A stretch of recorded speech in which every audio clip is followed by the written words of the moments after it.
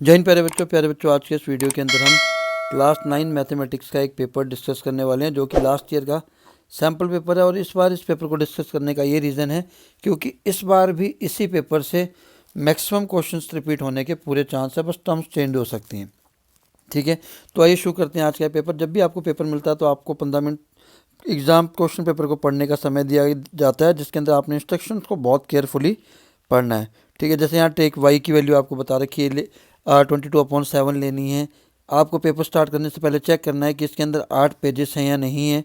ठीक है, तो इनको केयरफुली पढ़ लीजिए, then start your examination question paper. ठीक है, तो आइए शुरू करते हैं। In between any two numbers, किन्हीं दो नंबर्स के बीच में, जैसे 2 और 3 के बीच में क्या होगा? चार ऑप्शंस में से ओनली वन रेशनल नंबर, एक रेशनल नंबर होगा, 2 रेशनल नंबर, 2 रेशनल नंबर होंगे, इनफाइनाइट रेशनल नंबर और नॉन रेशनल नंबर। तो इसका सही ऑप्शन होगा सी। इन दो नंबर्स के बीच में इनफाइनाइट रेशनल नंबर होंगे, बहुत सारे रेशनल नंबर होंगे। रूट 9 क्या है? रूट 9 के जब हम सॉल्व करेंगे तो 3 आएगा, क्योंकि आपको पता है 3 का स्क्वायर क्या होता है? 9 होता है।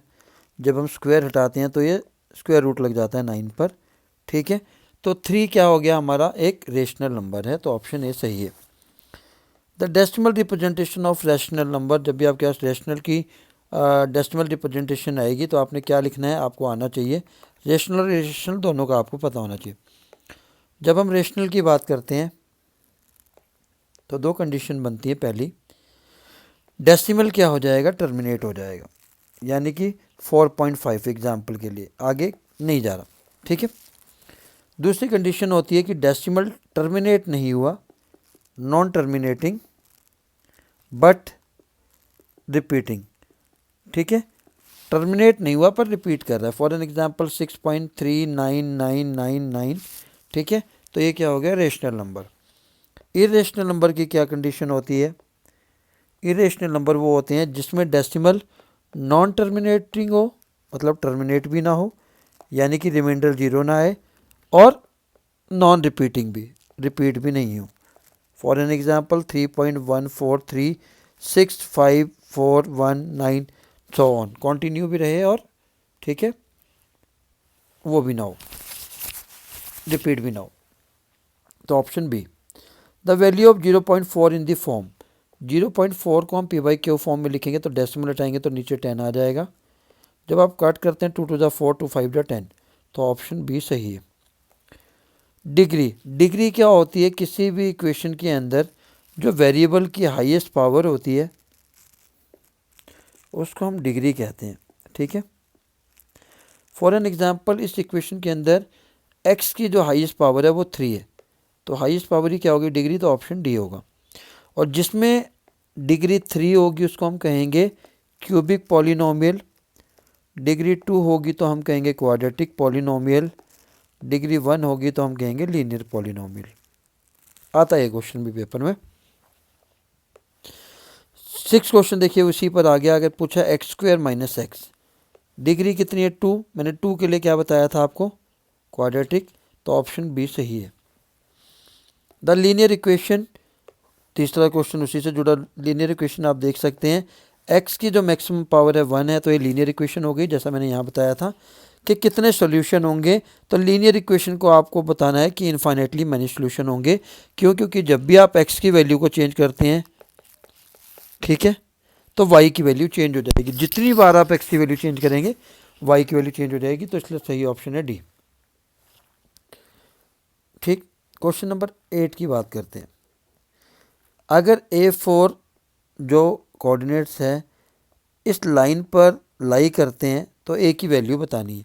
तो जब भी दो कोऑर्डिनेट दिए होंगे तो पहली वैल्यू एक्स की होगी, दूसरी वाई की। तो यानी एक्स की जगह मुझे ए रखना है और वाई की जगह 4। 3 × a, वाई की जगह 4 किया। ठीक, 4 को दूसरी साइड ले गए। 3a = 10 - 4, 6। ए की वैल्यू आ गई 6 / 3 यानी कि 2। ठीक है, the distance along Y axis, Y axis के अलोंग के डिस्टेंस को हम ऑर्डिनेट कहते हैं और एक्स एक्सिस के अलोंग को हम अब्सीसा कहते हैं, ध्यान रखना है। पॉइंट्स 1 2, तो ये कोऑर्डिनेट्स की बात होने वाली है, तो कोऑर्डिनेट्स की नॉलेज आपको होनी चाहिए। 4 कोऑर्डिनेट्स होते हैं। क्वाड्रेंट 1, 2, 3, 4। आपको साइन कैसे याद होंगे? राइट हैंड साइड पर एक्स हमेशा पॉजिटिव, लेफ्ट पर X negative, upper side Y positive, lower side Y negative. तो यहीं से आपको साइन याद हो जाएंगे। पहले दोनों में आप देख सकते हैं एक्स और वाई पॉजिटिव है तो एक्स भी पॉजिटिव, वाई भी पॉजिटिव। सेकंड क्वाड्रेंट में आप देखेंगे वाई पॉजिटिव और एक्स नेगेटिव है तो माइनस एक्स और वाई। थर्ड में आप देखेंगे दोनों ही नेगेटिव है तो माइनस एक्स और माइनस वाई। फोर्थ में आप देखेंगे एक्स पॉजिटिव है और वाई नेगेटिव है। तो अलग अलग क्वाड्रेंट में अलग अलग साइन है, पर यहाँ पर सारे ही पॉइंट एक साथ पूछे हुए हैं तो इसका सही ऑप्शन होगा do not lie in the same quadrant. ये सारे के सारे अलग क्वाड्रेंट में लाई करते हैं। The section formed by the horizontal and vertical lines determining the position of the point in the Cartesian plane is called. अभी बता के हटा हूँ कि इनको क्या कहते हैं? क्वाड्रेंट कहते हैं। तो सही ऑप्शन होगा quadrant. Two angles whose sum is equals to 180 degree. ऐसे दो एंगल्स जिनका सम 180 डिग्री होता है इसको हम क्या कहते हैं? सप्लीमेंट्री एंगल कहते हैं। अगर इन दोनों का सम 90 डिग्री पूछा होता तो ये कौन से होते? कॉम्प्लीमेंट्री होते। ठीक है, चलिए। टू पैरेलल लाइंस, दो पैरेलल लाइन बना दी हमने। ठीक है, इंटरसेक्ट, आपको देख के ही पता लग रहा है कि ये कभी इंटरसेक्ट नहीं करेंगी तो इसका ऑप्शन होगा null. Question number 14। If E and F are the mid points of the equal side, A B से एक ट्रायंगल है, ये दोनों साइड इक्वल हैं और इन दोनों इक्वल साइड के जो मिड पॉइंट हैं ई एफ हैं। ठीक है, तो आपको इन चारों ऑप्शन में से कौन सी चीज़ सही होगी वो बतानी है। तो आप इनको ज्वाइन कर दीजिए। दो ट्रायंगल बनेंगी ए बी एफ, ठीक है, और ए सी ई, ए बी एफ और ए सी ई। ठीक है, इन दोनों ट्रायंगल को आपने कॉन्ग्रुएंट प्रूफ कर देना है। तो वहाँ से आपको पता लगेगा कि जो बी ई है वो सी एफ के इक्वल आएगा। तो ऑप्शन डी सही है। ठीक है, C equal to B F. The sum of all angles of a quadrilateral is equal to 360 degree. Triangle का 180 डिग्री होता है, क्वाड्रिलेटर का 360। क्वेश्चन नंबर 16 का ये डायग्राम ये है। If a line intersects two concentric circle, तो कंसेंट्रिक सर्कल का मतलब है जिनका जो सेंटर है वो कॉमन हो। ठीक है, इन दोनों ही सर्कल का कॉमन सेंटर क्या है? ओ है। ठीक है, तो इन्होंने बोला है कि एक लाइन इंटरसेक्ट कर रही है, लो कर दी line A B C D. तो इन चार कंडीशन में से कौन सी कंडीशन सही होगी? ऑप्शन ए सही है। कैसे होगा कर लेते हैं। ओ से परपेंडिकुलर बनाया मैंने इस लाइन पर एम। जैसे ही परपेंडिकुलर ओ एम बनेगा तो दोनों chords B C smaller circle की कोड है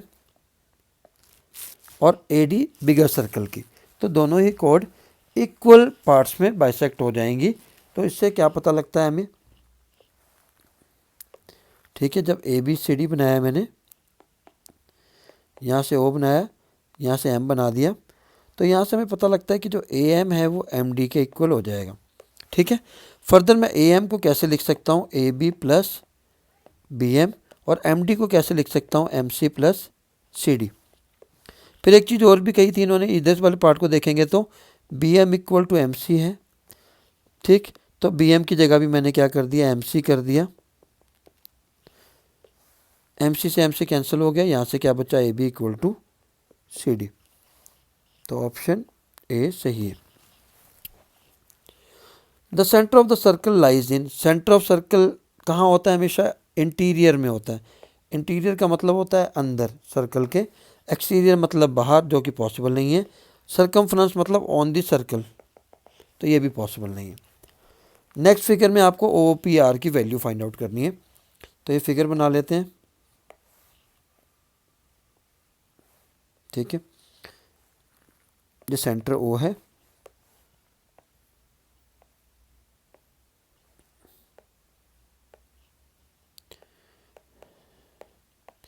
पी क्यू आर। आपको इस वाले एंगल की वैल्यू फाइंड आउट करनी है ओ पी आर की। ठीक है, आपने कुछ नहीं करना है। अगर आपको क्वेश्चन, क्योंकि 3 नंबर में आने के बहुत ज़्यादा चांस रहते हैं तो इसलिए आपको आना चाहिए। ठीक है, इसको आपने कंस्ट्रक्शन ड्रॉ करनी है जिससे पी क्यू आर एस क्या बन जाएगा? एक साइक्लिक क्वाड्रिलेटरल बन जाएगा। साइक्लिक क्वाड्रिलेटरल के जो ऑपोजिट एंगल का सम 180 डिग्री होता है, तो 1 + 100 कितना हो गया? 180 डिग्री। तो यहाँ से एंगल 1 आपका 80 डिग्री आ गया। तो जो 1 की जगह मैं क्या लिख सकता हूँ 80 डिग्री। अब आपको कंसेप्ट लगाना है angle subtended bye an arc at the centre is double. Arc कौन सी लेनी है, ये वाली। तो ये सर्कल के दूसरे पार्ट पे जो एंगल बन रहा है 80, तो सेंटर पे कितना हो जाएगा 160। अगर ये 160 है तो आप ध्यान से देखें OP और OR रेडियस है, तो ये दोनों एंगल इक्वल होंगे 3 और 4। तो दोनों एंगल इक्वल होंगे तो टोटल इनका सम 180 होता है, बचा कितना 20। तो ये दोनों एंगल कितने हो जाएंगे 10-10। Option D. चलिए, every rational number is an integer, false. सारे रेशनल नंबर इंटीजर नहीं होते। हाँ, ये कह सकते हैं कि सारे इंटीजर्स रेशनल नंबर होते हैं।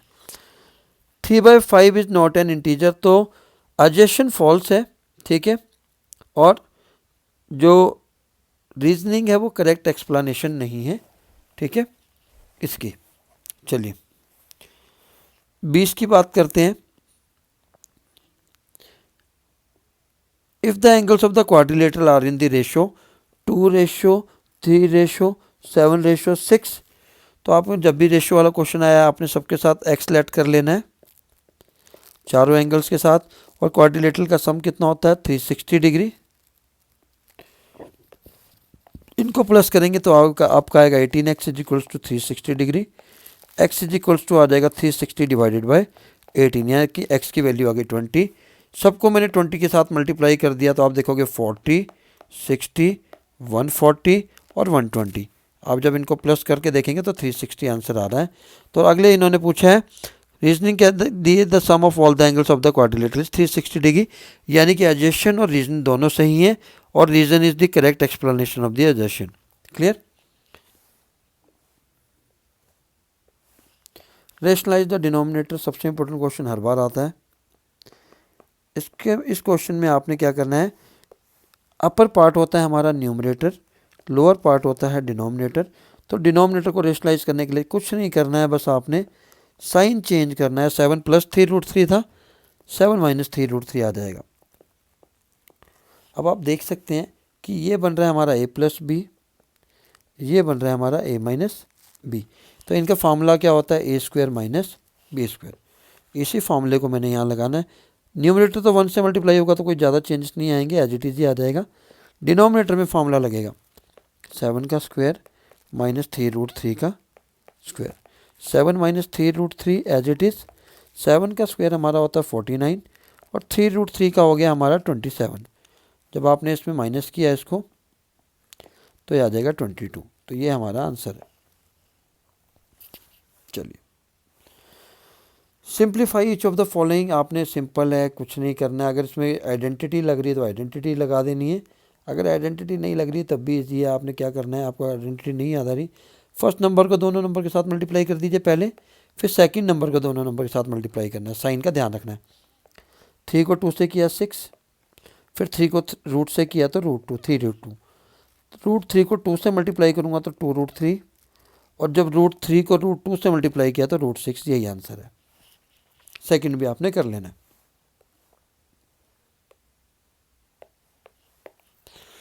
नेक्स्ट क्वेश्चन पे चलते हैं।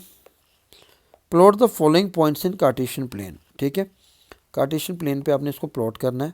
ठीक है,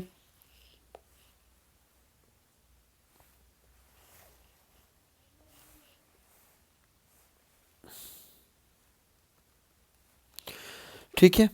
तो यहाँ पर ओरिजिन होता है 0 0, पॉइंट लेट कर लेना, क्योंकि मैंने कहा था अपर साइड y पॉजिटिव होता है। ठीक, 3, राइट हैंड साइड पे x पॉजिटिव होता है, डाउन में y नेगेटिव होता है और लेफ्ट पे x नेगेटिव होता है। ठीक है, तो आपने कुछ नहीं करना। पहला पॉइंट है 1 3। ठीक है, 1 3 में आपने ध्यान रखना है कि पहली वैल्यू हमेशा x की होती है, मैं आपको पहले बता चुका हूँ, दूसरी y की। x पॉजिटिव 1 है तो पॉजिटिव 1 यहाँ आएगा। ठीक है, और y 3 है तो पॉजिटिव यहाँ आएगा। तो आपने इन दोनों को मिला देना है और इसको लिख देना है 1 3। आपने ऐसे करते करते सारे पॉइंट्स को शो कर देना है। ठीक है, तो इतना ही काम है। क्वेश्चन नंबर 23, ये भी इंपॉर्टेंट क्वेश्चन है। इफ़ अ पॉइंट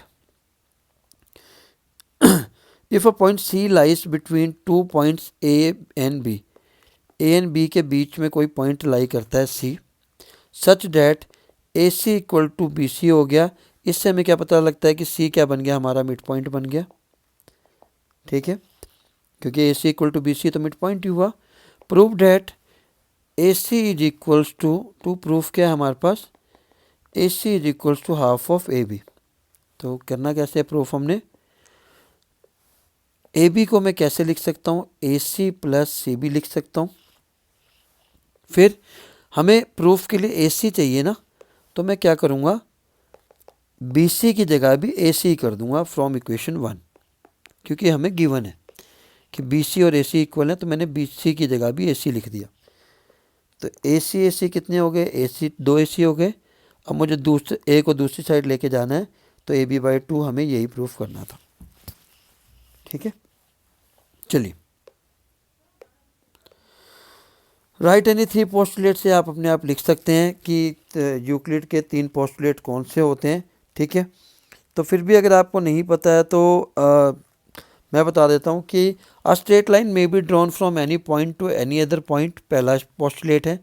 दूसरा क्या है, a terminated line can be produce indefinitely, एक टर्मिनेटेड लाइन को इनडेफिनेटली प्रोड्यूस किया जा सकता है। A circle can be drawn with any centre and any radius, all right angles are equal to one another. तो क्वेश्चन नंबर 25 की बात कर रहे थे, a capsule of medicine is in the shape of sphere. ठीक है, spare की shape में है, जिसकी जो डायमीटर है, डायमीटर मतलब सेंटर से पास हो रही है, तो ये कितनी है 3.5 मिलीमीटर गिवन है। ठीक है, how much medicine in cubic millimetre, यहीं से आपको पता लग जाएगा। क्यूबिक गिवन है तो आपको क्या निकालना है, volume is needed to fill this capsule. इस कैप्सूल को फिल करने के लिए कितनी मेडिसिन की अब ज़रूरत है, तो आपको निकालना है वॉल्यूम ऑफ स्पेयर का। वॉल्यूम ऑफ स्पेयर का फार्मूला लगाना है, उतनी ही मेडिसिन आपको ज़रूरत होगी। वॉल्यूम ऑफ स्पेयर का फार्मूला होता है 4/3 पाई आर क्यूब। ठीक है, यहाँ पर डायमीटर गिवन है आपको 3.5 मिलीमीटर। रेडियस निकालनी है तो आपको फार्मूला लगाना है डायमीटर डिवाइडेड बाई 2, यानी कि 3.5 डिवाइडेड बाई 2। अब आपने आर की जगह इस वैल्यू को पुट करना है और उसको सॉल्व कर लेना है। फाइनली आंसर में आपने क्यूबिक मिलीमीटर जरूर मेंशन करना है, वो आपका वॉल्यूम होगा। और इतनी मेडिसिन आपको चाहिए इस मेडिसिन कैप्सूल को फिल करने के लिए। चलिए नेक्स्ट क्वेश्चन की बात करते हैं। Calculate the amount of ice cream date can be put into ice cream cone with the base radius 3.5 centimetre and height 12 centimetre. ठीक है, एक आइसक्रीम कोन है। ठीक, आइसक्रीम कोन है, इसकी जो रेडियस आपको गिवन है 3.5 सेंटीमीटर और इसकी हाइट आपको गिवन है 12 सेंटीमीटर। ठीक है, तो कितनी आइसक्रीम इसमें आ सकती है। ठीक है, तो आपको मैंने अब जैसे ऊपर वाला क्वेश्चन था कितनी मेडिसिन फिल की जाएगी, तो हमने वॉल्यूम निकाला ना, इस केस में भी हमें वॉल्यूम ही फाइंड आउट करना है कि इसमें कितनी आइसक्रीम आ सकती है। तो वॉल्यूम ऑफ कॉन का फार्मूला आपको आना चाहिए 1/3 pi R square, H R radius है और एच हाइट है। आर की वैल्यू यहाँ पर आपको 3.5 सेंटीमीटर गिवन है, एच की वैल्यू आपको 12 सेंटीमीटर गिवन है। आपने इस फॉर्मूले में वैल्यू पुट करनी है 1/3, पाई की वैल्यू स्टार्टिंग में इंस्ट्रक्शन में गिवन है 22/7, आर की वैल्यू 3.5 दो बार है क्योंकि स्क्वायर लगा रखा है, एच की वैल्यू 12। आपने सॉल्व कर लेना है, जो आंसर आएगा वो क्यूबिक सेंटीमीटर में आएगा क्योंकि वॉल्यूम है और यूनिट इसका सेंटीमीटर है। हर बार आपको चेक करना है जब भी ऐसा क्वेश्चन आए कि यूनिट सेम है या नहीं। अगर सेम नहीं है तो पहले आपने यूनिट सेम बनाने हैं, उसके बाद आपने क्वेश्चन को करना है। ठीक है, आशा करता हूँ ये क्वेश्चन भी आपको समझ में आ गया होगा। चलिए नेक्स्ट क्वेश्चन है, फैक्टराइज करना है आपको 4x square plus 9y square plus 16z square plus 12xy minus 24yz minus 16xz। तो आपने सिंपल सी चीज़ पहले ये पता लगानी है। पहले तो इसका फार्मूला कौन सा लग रहा है, a प्लस बी प्लस सी की होल स्क्वायर का फार्मूला लग रहा है। फार्मूला क्या होता है, A square plus B square plus C square plus 2 bracket में ए बी सी प्लस सी ए। तो यानी कि सिंपल सा कंसेप्ट है, आपका जो फैक्टराइजेशन बनेगा इस फॉर्म में बनेगा। पर यहाँ आप अगर ध्यान से देखें तो दो जगह माइनस है, तो आपको पता कैसे लगेगा कि किस नंबर के साथ आपने माइनस लगाना है, किस वेरिएबल के साथ? तो इसमें कॉमन वेरिएबल आप देखेंगे जेड है, यानी कि जो जेड वाली टर्म है वो माइनस में होगी। तो 4x² को मैं कैसे लिख सकता हूँ? 2x की पावर 2, ये 4x² हो गया। 9y² को मैं लिख सकता हूँ 3y की पावर 2। 16z को मैं लिख सकता हूँ -4z की पावर 2, क्योंकि यहाँ पर z के साथ माइनस है। ठीक है, आगे आपको पता ही है 2ab आपके पास है 2x इंटू 3y। फिर BC में क्योंकि माइनस साइन है तो -3y into 4z -4z into 2x, ये बन गई। अब आपको कुछ नहीं करना है, ये फार्मूला पुट करना है। ए की वैल्यू 2x थी, बी की वैल्यू 3y है, सी की वैल्यू -4z है। तो ये इसका स्क्वायर लगा दीजिए, ये आपका फैक्टराइजेशन हो गया, यही आंसर है। क्लियर? चलिए नेक्स्ट क्वेश्चन इंपॉर्टेंट है। अगर वीडियो पसंद आ रहा है तो प्लीज़ लाइक बटन जरूर प्रेस करें और कमेंट करना ना भूलें। Right 4 solution for each of the following equation. तो आपको इन सभी के 4 सोल्यूशन निकालने हैं। ये क्वेश्चन 110% पेपर में आना ही आना है। तो 4 सोल्यूशन का मतलब कुछ नहीं है, आपने कॉलम बनाना है। ठीक है, एक्स और वाई लिखने हैं। एक बार आपने एक्स की वैल्यू पुट करनी है, 0 put X is equals to 0। जैसे ही आपने एक्स की वैल्यू 0 पुट की तो 2 इंटू 0 प्लस वाई 7, ये पूरा 0 हो गया, तो वाई की वैल्यू आ गई आपके पास 7। ठीक है, फिर आपने एक्स की वैल्यू 1 पुट कर दी। जैसे आपने एक्स की वैल्यू 1 पुट की तो 7 - 2 = 5। ठीक है, तो आपने ऐसे वैल्यू पुट करते जानी है। एक्स की जो वैल्यू वाई की आएगी वो आपने यहाँ लिखते जानी है। ठीक है, 5y, तो इसको कोऑर्डिनेट्स में लिख देना 0 7 1 5। तो ऐसे 4 सोल्यूशन आपने निकालने हैं दोनों ही इक्वेशंस के। आई थिंक ये भी क्लियर हो गया होगा आपको। चलिए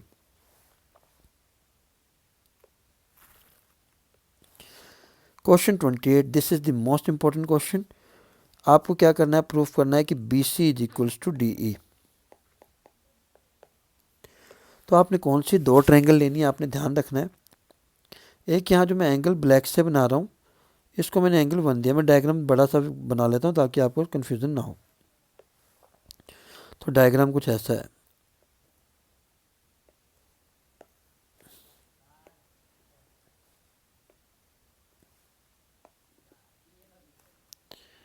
ठीक है, डायग्राम कुछ ऐसा है, ABDCE। ठीक है, ये इसके इक्वल गिवन है, ये इसके इक्वल गिवन है।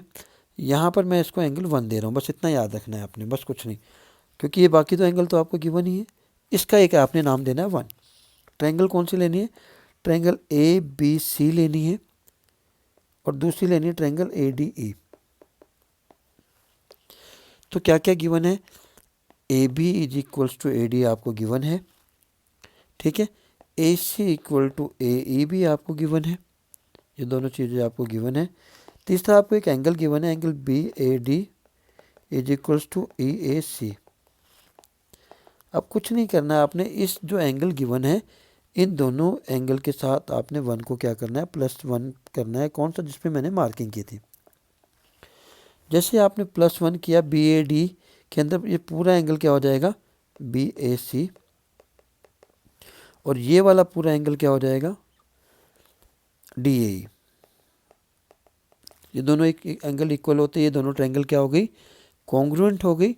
कॉन्ग्रुएंट होते ही BC equal to DE by CPCD। Clear? तो इसके अंदर एक ही चीज़ है कि आपको एंगल 1 दोनों ही एंगल के साथ प्लस करके दोनों ही ट्रायंगल्स के एंगल को इक्वल प्रूफ कर देना है। चलिए, convert 0.25 bar into rational number. तो आपको आता है P/Q फॉर्म में इसको लिखना है। Let x is equals to 0.25 25 25 and so on. जब 2 नंबर रिपीट कर रहे होते हैं तो आपने इसको 100 से मल्टीप्लाई करना है। तो multiply by 100 on both side.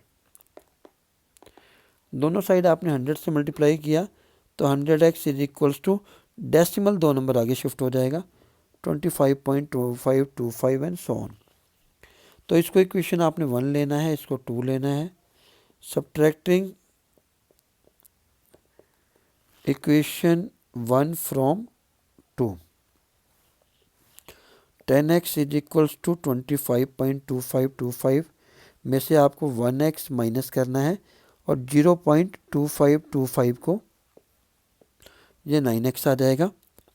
ठीक है, ये पूरे कैंसिल हो गए, ये बच्चा 100x था यहाँ पर, तो 99x आ जाएगा। 25 बचा, x की वैल्यू आ जाएगी 25/99। ठीक है, तो क्वेश्चन नंबर 29 भी सॉल्व हो गया। चलिए अब बात करेंगे दो क्वेश्चंस की। ठीक है, ये दो क्वेश्चन आने ही आने हैं। फ्रीक्वेंसी पॉलीगन आना है आपके पास और एक आपका हिस्टोग्राम आना है। ठीक है, तो ये दोनों जब आपको पता ही है कि आने ही है क्वेश्चन, तो फिर आपको इसको आना ही चाहिए। ठीक है, पहला क्वेश्चन क्या है देख लीजिए। The following table gives the distribution of student in 2 sections according to the marks obtained by them. ठीक है, सेक्शन ए और सेक्शन बी के मार्क्स की लिस्ट है। Represent the marks of the students of both section on the same graph by 2 frequency polygon from the 2 polygons, compare the performance of the 2 sections.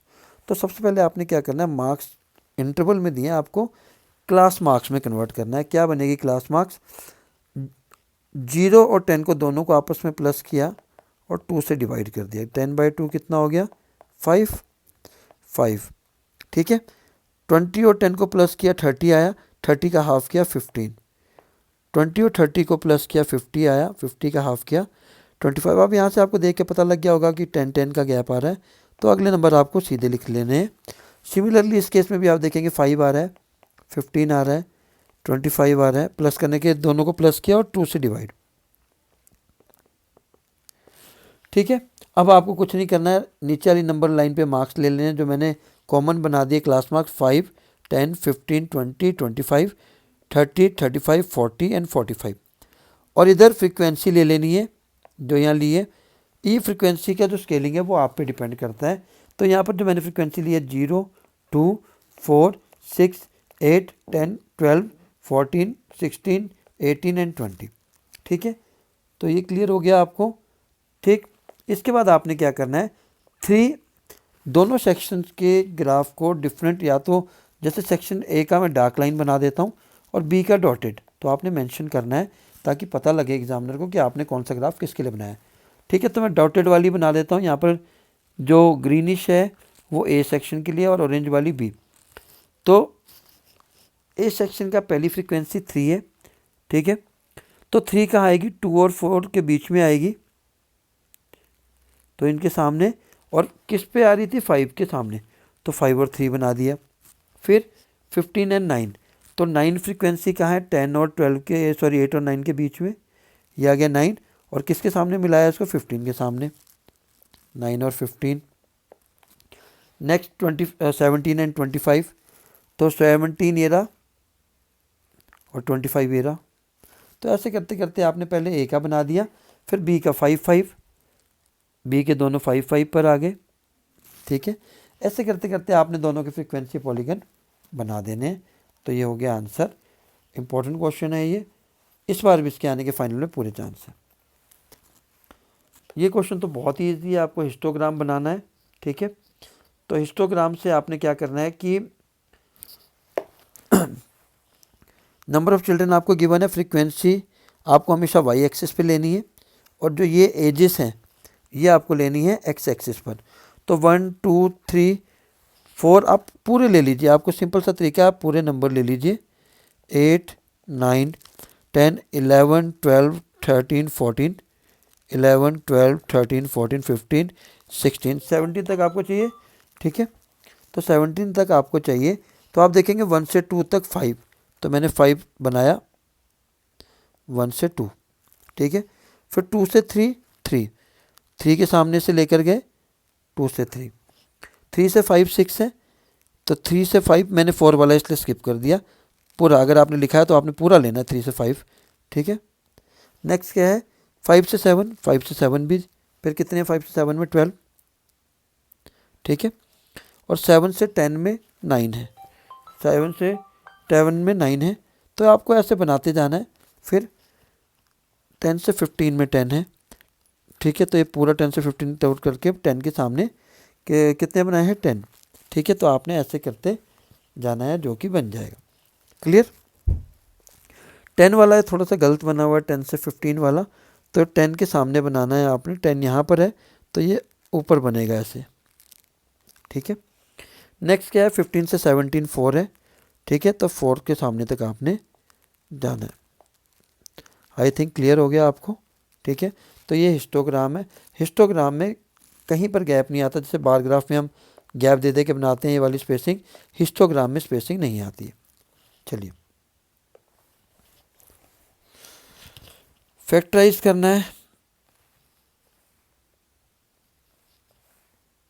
कैसे करेंगे factorize, x³ minus 2x² minus x plus 2, ये वाला simple question है। क्यों, क्योंकि यहाँ से आप देख सकते हैं x² को कॉमन अगर मैं ले लूँ, ब्रैकेट में बचेगा x माइनस 2, यहाँ से -1 कॉमन ले लिया तो ब्रैकेट में बचेगा x minus 2, x minus 2 common ले लिया तो बचेगा क्या, x² minus 1।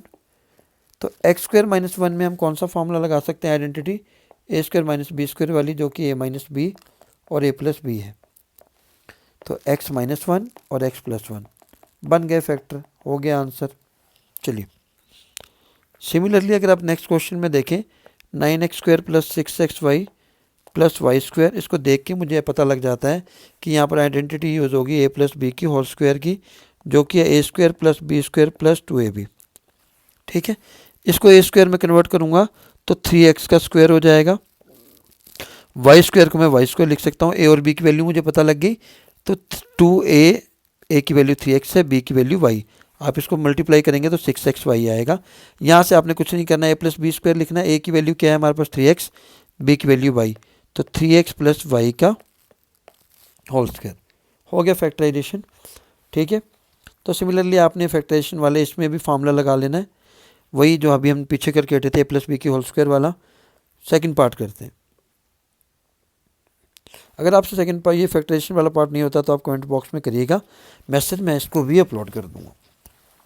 Compute the perimeter of the rectangle whose area is, area given है, ठीक है, एरिया गिवन है, तो पहले इसके आपने सबसे पहले क्या करने हैं, फैक्टर बना लेने हैं, ठीक है। फैक्टर बनाने के लिए आपको क्या करना है, स्प्लिटिंग द मिडिल टर्म करना है, ठीक है। इसको आप देखेंगे तो 300 बनता है, 25 को जब हम 12 से मल्टीप्लाई करेंगे, ठीक है, तो ये आएगा 300।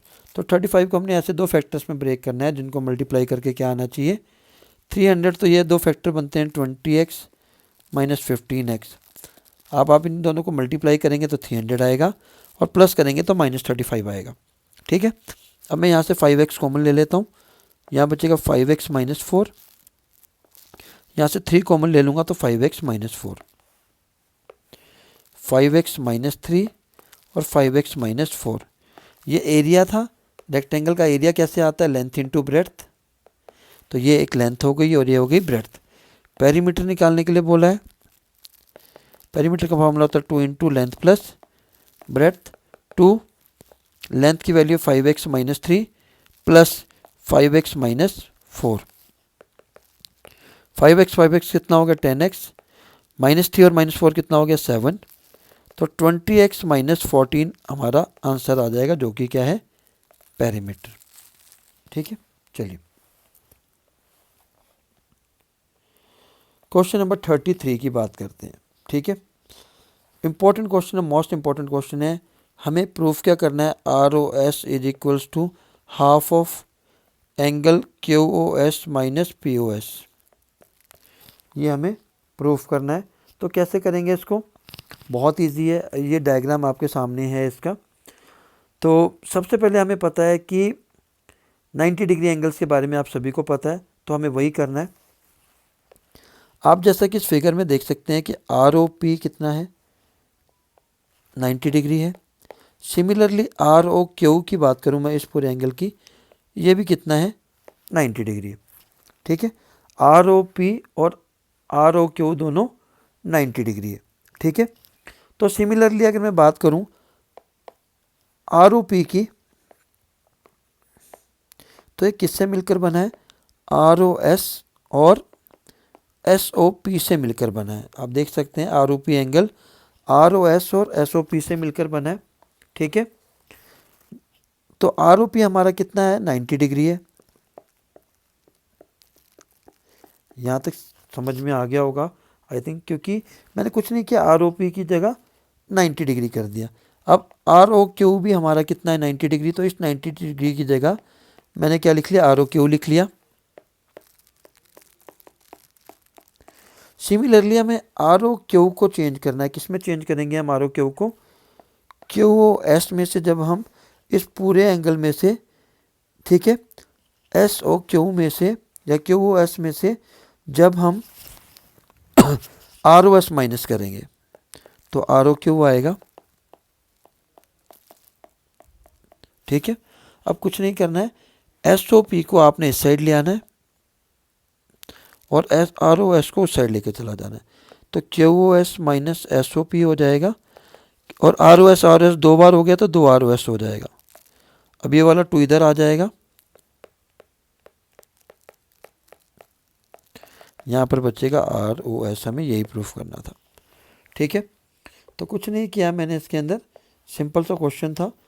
आप दूसरे तरीके से भी कर सकते हैं। Angle P O R is equals to R O Q. ठीक है, पी ओ एस के दो पार्ट हैं, एस ओ पी और आर ओ एस, वो लिख दिए। आर ओ एस को मैं कैसे लिख सकता हूँ? आर ओ क्यू को S O Q minus R O S, तब भी आपका आंसर हो जाएगा। ठीक है, करके देख लीजिए। ठीक है, इससे भी आपका आंसर हो जाएगा। क्वेश्चन इसी का और पार्ट है, ये भी इंपॉर्टेंट है, कर लीजिए। सिंपल, बहुत सिंपल क्वेश्चन है, कुछ नहीं करना है। इस क्वेश्चन में आपको एक कंस्ट्रक्शन करनी है, इसका नाम रख देना है टी। ठीक है, जैसे ही आपने इसकी कंस्ट्रक्शन की तो एंगल 1 और एंगल 2, एंगल 1 प्लस एंगल 2 कितना हो जाएगा? 180 डिग्री, लीनियर पेयर। ठीक है, सिमिलरली यहाँ पर मैं रख देता हूँ 3, 4 और 5। तो एंगल 3 प्लस एंगल 4 और एंगल 5, ये कितना हो जाएगा? 180 डिग्री। Same reason. अब इनको प्लस कर देना है आपने, या इक्वेट कर देना है इक्वेशन 1 और 2 को। ठीक है, तो प्लस कर देता हूँ मैं इनको, एडिंग 1 और 2, दोनों इक्वेशन को मैंने ऐड कर दिया। ऐड करने से क्या हो जाएगा? Angle 1 plus angle 2 plus angle 3 plus angle 4 is equals to angle 5, कितना हो जाएगा? 180 प्लस 180। मतलब लेफ्ट हैंड साइड वाले को लेफ्ट हैंड साइड से प्लस कर दिया, राइट हैंड साइड वाले को राइट हैंड साइड से। अब आप ध्यान से देखेंगे कि 1 और 3 क्या है? P O S. तो मैं 1 और 3 की जगह लिख देता हूँ angle P O S. Angle 2 क्या है? P O Q. एंगल 4 क्या है? S O R. एंगल 5 क्या है? R O Q. इन दोनों को प्लस किया, कितना आया? 360 डिग्री। हमें यही प्रूफ करना था, देख सकते हो, हैंस प्रूव्ड। क्लियर? चलिए नेक्स्ट क्वेश्चन की तरफ मूव करते हैं। कुछ नहीं, कंस्ट्रक्शन से आपने लीनियर पेरियर के दो कंसेप्ट लगाने हैं, बाकी सब क्लियर है। जब 5 नंबर के क्वेश्चन चल रहे हैं, sides of the triangle are in the ratio, मैंने कहा था लेट फर्स्ट साइड भी, जब भी रेशो में आएंगे तो x ले लेना है, सेकंड हो जाएगी 17x और थर्ड हो जाएगी हमारी 25x। पेरीमीटर हमें किया है 540। पेरीमीटर क्या होता है? सम ऑफ ऑल साइड होता है।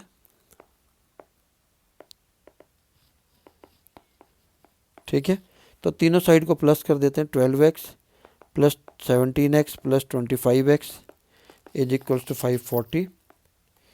तीनों को प्लस करता हूँ मैं तो 54x आ जाएगा। यहाँ से x की वैल्यू आ गई 10। जब मैं x की वैल्यू यहाँ पर पुट करूँगा तो ये 120, ये 170 और ये 250 आ गई। तो हमारी ए बी सी की वैल्यू आ गई ए, बी और सी। जब पेरीमीटर आपको गिवन होता है 540, तो वहाँ पर आप एस पेरीमीटर का हाफ करके निकाल लीजिए। 540 का हाफ होता है 270। निकालना क्या है? एरिया निकालना है। एरिया निकालने के लिए आपको हीरोस फार्मूला चाहिए।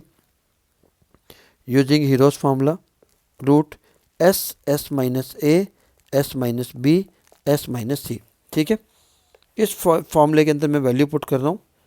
रूट एस की वैल्यू है 270, 270 माइनस ए की वैल्यू है 120, 270 माइनस बी की वैल्यू है 170 और 270 माइनस 250 है सी की वैल्यू। तो 270 इंटू 150 इंटू 100 इंटू 20, जब आप इसका रूट सॉल्व करेंगे तो इसका आंसर आ जाएगा 9000 स्क्वायर सेंटीमीटर। आप इसको सॉल्व कर सकते हैं। ठीक है, तो ये था क्वेश्चन नंबर 34। क्वेश्चन 35 की बात करते हैं।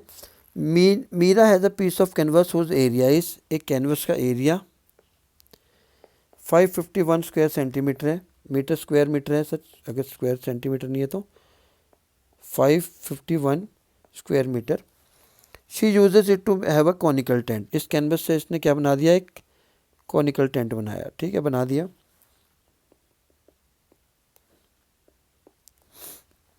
आगे क्या है, with the base radius 7 metre, तो ये रेडियस यहाँ पर 7 मीटर गिवन है। ठीक है, आगे क्या क्वेश्चन है इसका, assuming that all the stitching margins and the wastage incurred while cutting amount is approximately 1 square metre.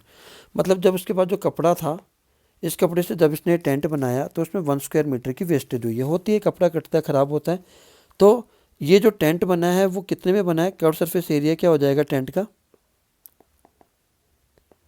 वो हो जाएगा 551 में से मैं 1 स्क्वायर मीटर को माइनस कर दूंगा, क्योंकि ये तो वेस्ट हो गया था। तो कर्व सरफेस एरिया हो गया मेरे पास 550 स्क्वायर मीटर।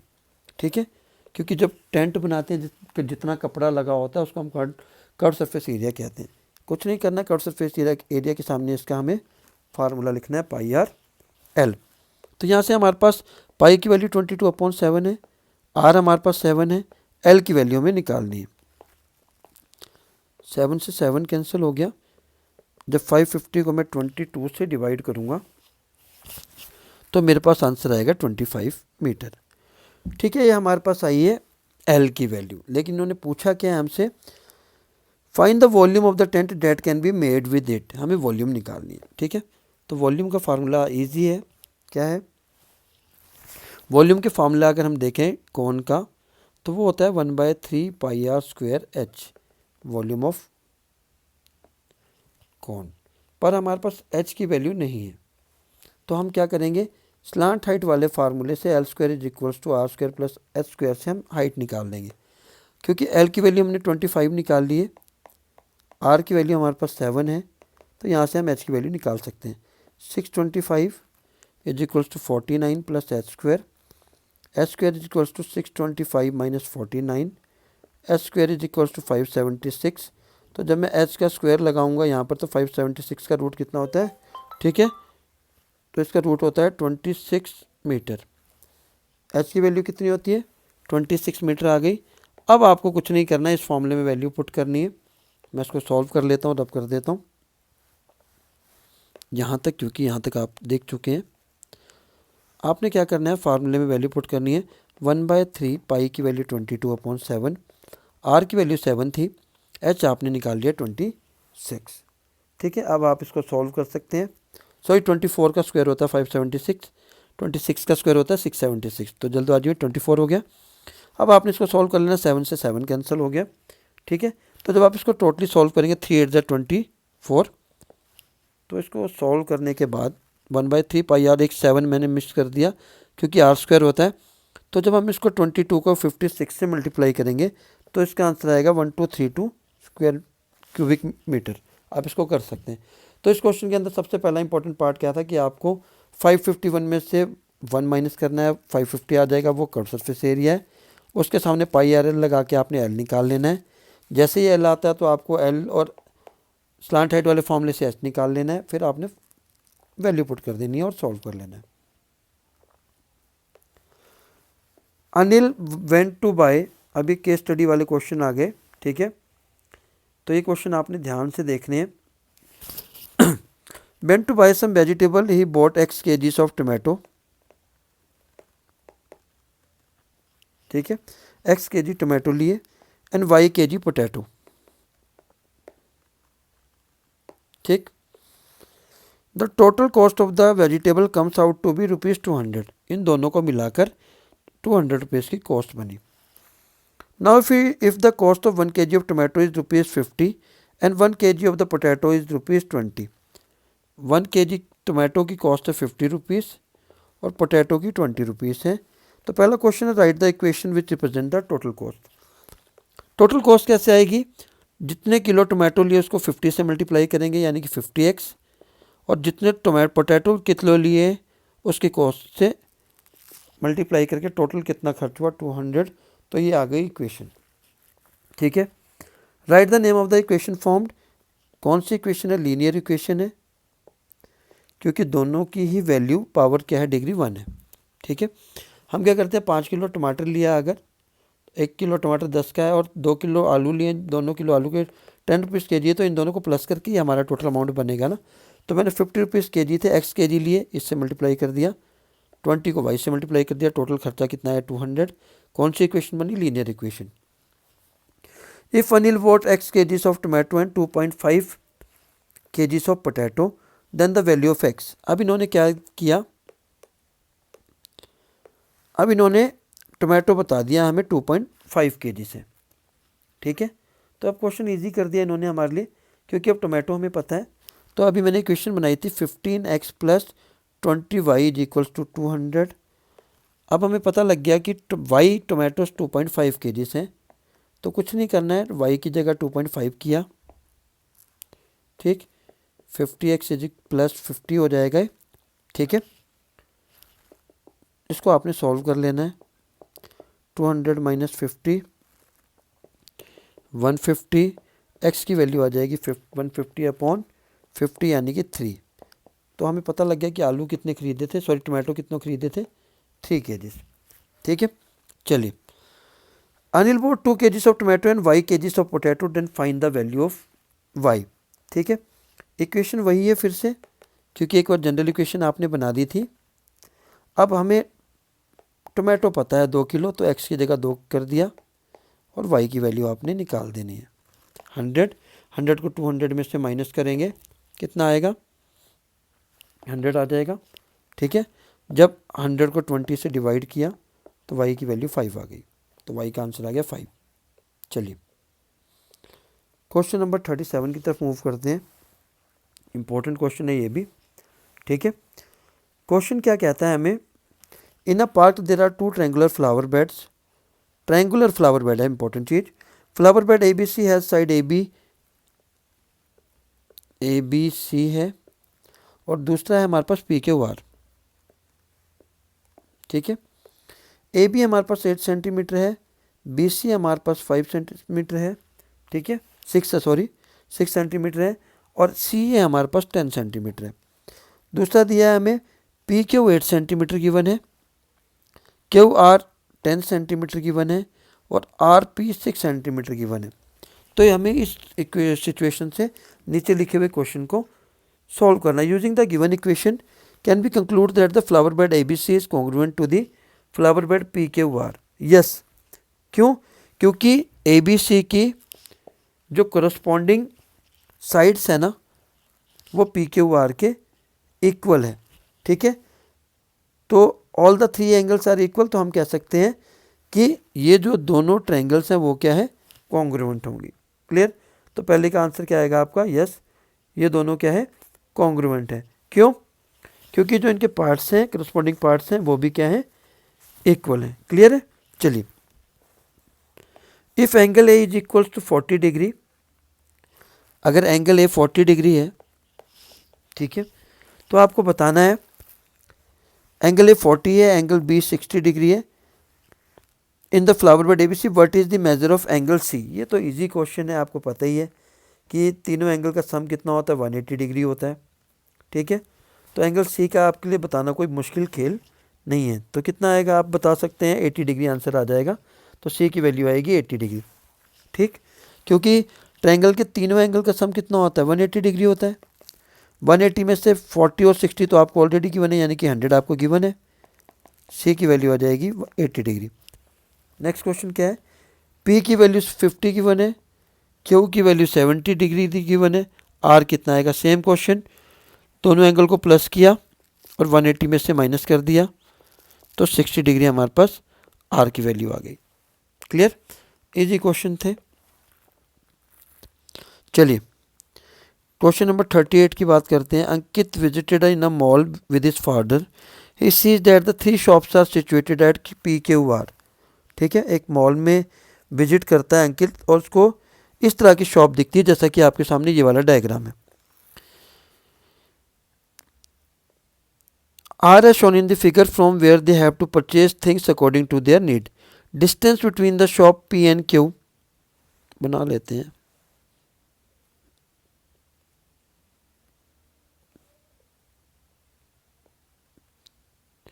पी क्यू कितना गिवन है यहाँ पर, हमारे पास distance between P and Q is equals to 8 metre, P Q 8 metre है, क्यू आर हमारे पास 10 मीटर है, and between P and R is 6, तो पी आर कितना हो गया 6 मीटर। यहाँ से एक चीज़ हमें पता लगी, क्यू आर कितना है 10 मीटर है, सेंटर से पास हो रही है। ठीक है, सेंटर से पास हो रही है मतलब क्यू आर हमारा क्या बन गया, डायमीटर, यानी कि रेडियस कितनी आ जाएगी 10/2 5 मीटर। चलो क्वेश्चन के आंसर देते हैं। फाइंड द रेडियस, लो पहले ही आ गया क्योंकि क्यू आर सेंटर से पास हो रही है, डायमीटर है, डायमीटर 10 है तो रेडियस हाफ हो जाएगी 5। Measure of angle Q P R, semi circle में बना हुआ एंगल, ठीक है, वो हमेशा कितना होता है 90 डिग्री होता है, तो एंगल क्यू पी आर आ गया हमारे पास 90 डिग्री। अब पूछा है area of triangle P Q R. ठीक है, एरिया ऑफ ट्रायंगल का फार्मूला आप सभी को पता है, half into base into height. ठीक है, वैसे आप करने को हीरोस फार्मूला भी लगा सकते हैं क्योंकि आपके पास तीनों साइड की वैल्यू है। ठीक है, बट क्योंकि ये परपेंडिकुलर बन रहा है 90 डिग्री है तो बेस और हाइट हमारे पास दोनों है। पी आर की वैल्यू हमारे पास 6 है, यानी कि बेस में ले लेता हूँ 6, हाइट की वैल्यू हमारे पास पी क्यू है 8, सॉल्व कर लिया, 2 4 जा 8 और 6 4 जा 24, तो 24 स्क्वायर मीटर क्या आ गया प्यारे बच्चों। इसका आंसर तो प्यारे बच्चों ये था पिछले साल का क्वेश्चन पेपर। होप आपको समझ में आई होंगी काफ़ी चीज़ें और आपकी कुछ हेल्प जरूर हुई होगी इस पेपर से। आशा करते हैं आप अच्छा परफॉर्म करेंगे।